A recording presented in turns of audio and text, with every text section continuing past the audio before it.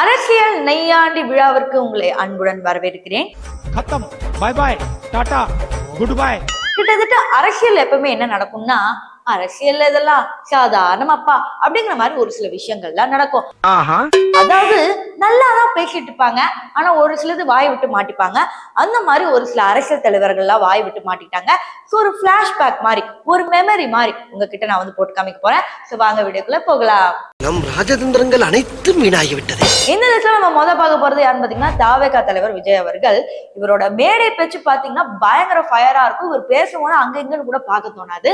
But ரீசெண்டா நடந்த பேச்சுல வந்து அவர் என்ன சொல்லியிருப்பாருன்னா, men may come men may go, I will go for ever அப்படிங்கிற மாதிரி ஒரு லைன் சொல்லியிருப்பாரு. இதை சொன்னது யாருன்னு பாத்தீங்கன்னா, men may come men may go but I go on forever. Alfred Lord Tennyson. But நிஜமாவே வந்து விஜய் அவர்கள் என்ன சொல்லியிருப்பாருன்னா, few words from William Blake.